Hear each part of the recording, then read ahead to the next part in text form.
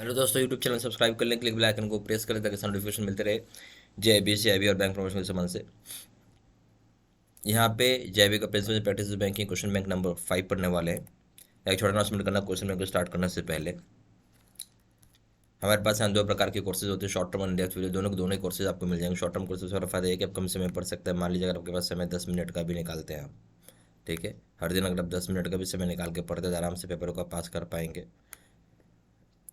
16 घंटे का यहाँ पे वीडियो लेक्चर की इसमें लेंथ होती है, ठीक है।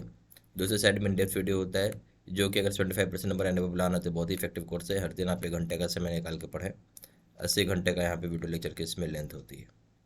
दोनों जगह वीडियो लेक्चर कोर्सेज होगा। केस स्टडी का वीडियो होगा। 13,500 क्वेश्चन बैंक के 30 मॉक टेस्ट और रिविजन नोट्स है। यहाँ पे वैलिडिटी 6 महीना, यहाँ वैलिडिटी लाइफ लॉन्ग। प्रिंसिपल्स करेंगे दाम 800 रुपये, दाम 1200 रुपये। काउंटिंग करेंगे दाम 1,000 रुपये, दाम 1,500 रुपये। लीगल करेंगे दाम 800 रुपये, दाम 1200 रुपये। कॉम पे करेंगे दाम 2,000 रुपये, दाम 3,000 रुपये। पहले सवाल पे आएंगे। द फियर साइकोसिस The fear psychosis rings the air with the spread of IT, and impact is felt across cutting all the levels of management of functional areas. These fears may be described as। बोलता है कि एक fear होता है। Fear का मतलब डर होता है जो दिमाग में रहता है या घंटी उसकी दिमाग में बजती रहती है कि जैसे जैसे आईटी का मतलब होता है इंफॉर्मेशन टेक्नोलॉजी बढ़ते जाएगा, वैसे वैसे हर लेवल के मैनेजमेंट पे आपको कटिंग यानी लोगों की नौकरी जाते हुए दिखेगी। ये फेयर को हम क्या बोलेंगे? पहला पॉइंट है content, job content losing one skills and expertise. Job content lose करेगा कोई अपना एक स्किल और एक्सपर्टीज का। ये बात सही है, बिल्कुल सही है कि जॉब जो कंटेंट के हिसाब से होता है वो लूज कर जाएंगे। अपनी काबिलियत जो होती है, स्किल और एक्सपर्टीज का, ये सारी चीज़ें इंफॉर्मेशन टेक्नोलॉजी की वजह से खत्म हो जाएंगी। दूसरा है जॉब सिक्योरिटी पे आँच आएगा, बिल्कुल जॉब सिक्योरिटी पे आँच आएगा। तीसरा बात है ऑथोरिटी डायल्यूशन। अब क्या होगा, आईटी खुद ही अपने हिसाब से फंक्शन करने लगे, खुद ही अपने हिसाब से डिसीजन लेगा कि सही है गलत है, तो नेचुरल सी बात है ऑथोरिटी डायल्यूशन भी होगा। अब इसमें आएंगे। पहला पॉइंट है ए ऑप्शन है only 1 and 2, B option only 1 and 3, C option only 2 and 3, D option है 1 2 and 3। सही ऑप्शन हो जाएगा डी 1 2 and 3। क्वेश्चन नंबर 2 में आइए। Which of the following statement is false. अब फॉल्स का मतलब है कि इनमें से कौन सा स्टेटमेंट यहाँ पे गलत है, आपको वो बताना होगा। In stored value memory card memory monetary value in stored value card monetary value is stored in the card itself। ठीक है, जो स्टोर्ड वैल्यू होती है कार्ड की, जिसमें आप बोल सकते हो जो मॉनेटरी वैल्यू होता है, ठीक है, वो स्टोर किया जाता है कार्ड में खुद। जो स्टोर्ड वैल्यू होगा कार्ड का limit are generally provided by the card और इशूअर। कौन प्रोवाइड करता है इसको? कार्ड इशूअर प्रोवाइड करता है, ठीक है। तो यहाँ बोल रहे जो स्टोर्ड वैल्यू होगा कार्ड लिमिट का, वो जनरली कौन प्रोवाइड करेगा? कार्ड इशूर प्रोवाइड करता है, ठीक है। सी ऑप्शन हो जाएगा। The stored value card is a prepaid card and card issuer is not a bank but a service provider. D option हो जाएगा। In prepaid card the value of the card lying in the deposit account linked at the back end. बोलते हैं जो prepaid card होता है, जो इसमें card के पैसे की रकम होती है, वो डिपॉजिट अकाउंट से लिंक होता है। अब इसमें से बताइए कौन सा स्टेटमेंट गलत है। शब्द को ध्यान से सुनिएगा, फॉल्स बोल रहा है। जो पहला बोला जो स्टोर्ड वैल्यू होता है कार्ड का मॉनेटरी वैल्यू, जो स्टोर्ड वैल्यू कार्ड का क्या है? मॉनेटरी वैल्यू है कार्ड के अंदर खुद, बिल्कुल सही, पैसा ही है उसके अंदर। दूसरा बोलते हैं स्टोर्ड वैल्यू जो होगा कार्ड लिमिट का, जनरली प्रोवाइड किया जाता है कार्ड इशूर द्वारा। ऐसा कुछ नहीं है कि कार्ड इशूर ही प्रोवाइड करेगा। जो स्टोर्ड वैल्यू होगा एक तरह का प्रीपेड कार्ड है, और जो कार्ड इशूर है अगर बैंक नहीं है तो कोई सर्विस प्रोवाइडर होगा। ये बात भी सही है। ये प्रीपेड कार्ड में जो वैल्यू होता है कार्ड का डिपॉजिट अकाउंट के साथ, वो लिंक रहता है बैक एंड पे। ये बात भी सही है, ठीक है। जिसमें गलत कौन सी बात हो गई थी? बी। तो हम लोग बी को टिक मारेंगे। Question number 3। The holder for value. The holder for value का क्या मतलब है? ए ऑप्शन है bank allows one of its clients to withdraw against clearing of a cheque. बोलता है बैंक जो होगा अपने क्लाइंट को अलाउ करता है कि पैसा विड्रॉ कर सकता है उस क्लियरिंग ऑफ चेक के ऊपर। ये बात बिल्कुल सही है। बी ऑप्शन देखेंगे। Bank which maintains high net worth customers account. बोलता है ऐसा बैंक जो मेंटेन करता हो हाई नेटवर्थ कस्टमर अकाउंट। ये ऐसा कुछ, इससे कुछ होल्डर फॉर वैल्यू नहीं हुआ ये बात। फिर हो गया bank which collects cheques for non customers, ऐसा बैंक जो कलेक्ट करता हो चेक नन कस्टमर्स के लिए, तो ऐसा भी कुछ ये value for holder for value नहीं हुआ वो।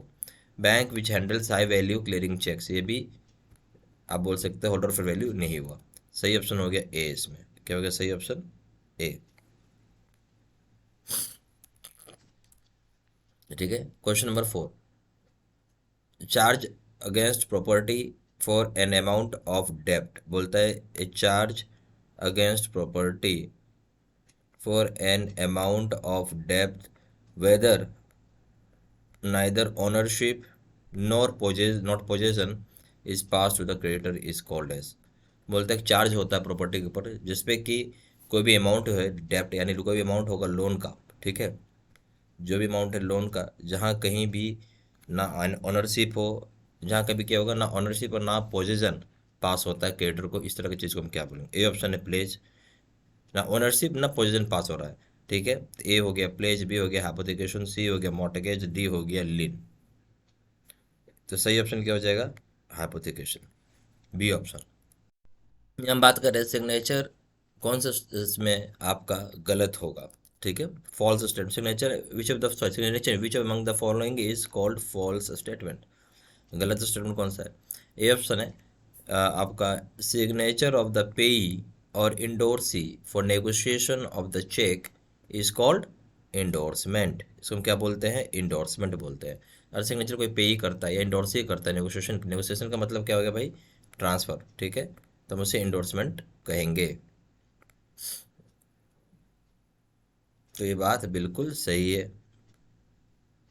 दूसरा, endorsement can be only on the back side, बोलते केवल बैक साइड पे हो सकता है या फिर separate sheet of paper. Endorsement can only be on the back side और separate sheet of the paper is called allonge, इसको हम क्या बोलते हैं, एलोंज बोलेंगे। सही ऑप्शन है या गलत, बताइए गलत हो गया, ऐसा नहीं कि खाली बैक साइड पे होता है, सेपरेट पेपर पे ही होगा, सीट पे ही होगा। A cheque can be endorsed for any number of times, cheque को चाहो जितनी बार आप इंडोर्स कर सकते हो, ऐसा ये बात भी बिल्कुल सही है, जितनी बार चाहो चेक को इंडोर्स कर सकते हो। डी ऑप्शन में आइए, endorsement is possible on bill of exchange, promissory note और एंड चेक, बिल्कुल तीनों जगह आप इंडोर्समेंट कर सकते हैं, कोई दिक्कत नहीं है। तो इसमें गलत क्या हो गया, गलत हो गया था बी ऑप्शन, तो हम इसलिए सही ऑप्शन बी मारेंगे, ठीक है। क्वेश्चन नंबर 6 पे आइए, which of the following endorsements match there description, अब इसमें बोलता है कौन से एंडोर्समेंट्स जो होता है वो मैच करता है उनकी डिस्क्रिप्शन के साथ। ए ऑप्शन है pay to x rupees 10,000 and y rupees 2,000, cheque is of rupees 12,000, partial endorsement, ठीक है, इसको क्या बोलेंगे, पार्शियल एंडोर्समेंट। अगर हम पे करते हैं एक्स को 10,000 10,000 रुपये, वाई को 2,000 रुपये, इस तरह के चेक को हम क्या बोलेंगे, चेक अगर 12,000 रुपये का है तो इसको हम बोलेंगे पार्शियल एंडोर्समेंट। क्या सही है ये बात, बताइए। तो ये बात बिल्कुल सही है, इसको हम पार्शियल एंडोर्समेंट बोलते हैं। फिर pay to x only restricted endorsement, ये गलत है। फिर हो जाएगा pay to x when he returns from UK, इसको हम बोलेंगे कंडीशनल, इसको क्या बोलेंगे हम, कंडीशनल एंडोर्समेंट बोलते हैं, ये भी गलत है। फिर हम बोलेंगे pay to x without my responsibility sans recourse endorsement, ये भी गलत है। तो इसमें सही क्या था, ए ऑप्शन सही था, इसलिए मैंने ए मार दिया इसको, ठीक ठीक है। क्वेश्चन नंबर 7 में आइए, which of the following is not the level of the product, इनमें से कौन सा चीज़ है जो लेवल नहीं होगा प्रोडक्ट का। ए ऑप्शन है potential product, B option augmented product, C option है product line, D option expected product. क्या होगा सही इस केस में, कौन सा ऐसा प्रोडक्ट है जो, कौन सा ऐसा लेवल ऑफ प्रोडक्ट है जो कि, कौन सा ऐसा चीज़ है जो आप बोलेंगे लेवल ऑफ द प्रोडक्ट के लिए। ए ऑप्शन हो गया आपका potential product, B option augmented product, C option है प्रोडक्ट लाइन, डी ऑप्शन है एक्सपेक्टेड प्रोडक्ट। तो यहाँ जो हो जाएगा, जो हम बात कर रहे हैं नॉट है, सबको ध्यान दीजिए, not the level of product में हो जाएगा आपका प्रोडक्ट लाइन, ठीक है, सही ऑप्शन हो जाएगा इस केस में C. Question number 8, a government security is the security which is issued by the government to raise public loan and issued in the form of, बोलते हैं गवर्नमेंट सिक्योरिटी एक तरह का सिक्योरिटी होता है जिसको इशू करता है गवर्नमेंट ताकि वो राइज कर सके पब्लिक लोन, जो कि इशू होता है किस फॉर्म में, बेरर बॉन्ड्स। या पहला पॉइंट है बेरर बॉन्ड, दूसरा पॉइंट है तो बेरर बॉन्ड में भी आप इशू कर सकते हैं, दूसरा पॉइंट है प्रोमिसरी नोट, उसमें भी इशू कर सकते हैं, तीसरा ऑप्शन है स्टॉक सर्टिफिकेट्स, ये भी आप दे सकते हैं। A option only 1 and 2, B option only 1 and 3, C option only 1, 2 and 3, D option 1, 2 and 3। C option हो जाएगा डी 1, 2 and 3। क्वेश्चन नंबर 9 है the mechanism for pooling resources from the public by issuing units to them and investing the funds so collected in securities in accordance with the objectives disclosed in a document is called। बोलते हैं mechanism में होता है जहाँ पे पुल करते हैं resources को पब्लिक से, जहाँ इशू करते हैं यूनिट्स उन सभी को और इन्वेस्ट करते हैं पैसे को जो कलेक्ट होते हैं सिक्योरिटीज में, इस अकॉर्डेंस में जो ऑब्जेक्टिव जो कि डिस्क्लोज होता है डॉक्यूमेंट में, उसे हम क्या बोलेंगे। ए ऑप्शन हो जाएगा पब्लिक इशू, बी ऑप्शन हो जाएगा म्यूचुअल फंड, सी ऑप्शन हो जाएगा सेक्टाइजेशन, डी ऑप्शन हो जाएगा इनिशियल पब्लिक ऑफरिंग। तो सही ऑप्शन क्या हो जाएगा इसमें, हम बोलेंगे सही ऑप्शन हो जाएगा इस केस में, आप बोल सकते हैं म्यूचुअल फंड है, ये एक तरीके क्या है, म्यूचुअल फंड है। क्वेश्चन नंबर 10 में ये a post dated cheque is returned by a bank without payment because the bank is exposed to the following risk. बोलते हैं चेक जो होगा पोस्ट डेटेड का वो रिटर्न कर दिया गया है बैंक के द्वारा, कौन सा रिस्क है, ए ऑप्शन है customer dies before the date of the cheque, customer मर गया before the date of the cheque का, बी ऑप्शन देखेंगे। दूसरे केस देखिए पोस्ट डेटेड चेक रिटर्न किया जा रहा है बैंक के द्वारा बिना पेमेंट के, ऐसा क्यों कर रही है बैंक, इस पे बात हो रही है, ठीक है। तो और इस पे बात हो रही है और बैंक एक्सपोज्ड है फॉलोइंग रिस्क है, क्योंकि कस्टमर मर गया है, ए ऑप्शन ए पॉइंट जो कस्टमर मर गया है, आप बोल सकते हैं जिस डेट को चेक है before the date of the cheque, यानी डेट के जो चेक होता है उससे पहले मर गया, तो ये बात भी सही है। B option if garnishee order is received, garnishee order मतलब कोर्ट का ऑर्डर होता है, received before the date of the cheque, cheque की डेट रिसीव होने से पहले गार्नेसी ऑर्डर आपको रिसीव हो गया, तो इस केस में भी बैंक जो है आपके पोस्ट डेटेड चेक है उसको रिटर्न कर सकता है बिना पेमेंट के, क्योंकि यहाँ पे बैंक एक्सपोज हो जाता है, यहाँ पे बैंक रिटर्न कर देगा पोस्ट डेटेड चेक, ठीक है ना, कि कोर्ट का ऑर्डर आ गया, कोर्ट का ऑर्डर आ गया तो पोस्ट डेटेड चेक काम नहीं करेगा इसमें, ठीक है। जिससे कोर्ट बोलती है कि अभी रोको पेमेंट मत करो, if C option if payment is stopped by the drawer before the date of the cheque, और बोलते पेमेंट जो है स्टॉप कर दिया ड्रॉअर ने डेट ऑफ द चेक से पहले, ठीक है। तो इस केस में क्या हो जाएगा कि जो डेट है चेक का उससे पहले ही पेमेंट स्टॉप कर दिया ड्रॉअर ने, तो यहाँ पे भी चेक रिटर्न करना पड़ जाएगा, सी ऑप्शन है, सी पॉइंट है सॉरी, डी ऑप्शन हो जाएगा आपका। If another cheque is returned for insufficiency of funds after the post dated cheque, बोलता है आपको पैसा रिटर्न हो, मतलब आपका जो बोलेंगे कि चेक है रिटर्न कर दिया गया इनसफिशिएंट ऑफ फंड्स के लिए, बट वो पोस्ट डेटेड चेक के बाद, तो ये वाला ऑप्शन, ये वाला पॉइंट जो है काम नहीं करेगा, ठीक है।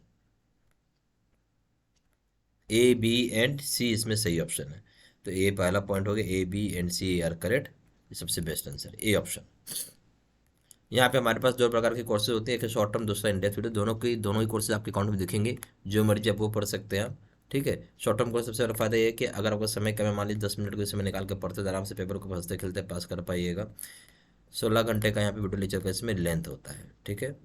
दूसरा है in depth video, in depth video उनके लिए बहुत फ़ायदेमंद है जो थोड़ा समय दे के पढ़ना चाहते हैं, मान लीजिए हर दिन अगर आप 1 घंटा का समय निकाल के पढ़ते हैं, ठीक है, तो आराम से 75% नंबर ला सकते हैं। 80 घंटे का यहाँ पे वीडियो लेक्चर की इसमें लेंथ होती है, दोनों जगह वीडियो लेक्चर कोर्सेज होगा, केस स्टडी का वीडियो होगा, 13,500 क्वेश्चन बैंक के 30 मॉक टेस्ट और रिवीजन नोट्स है।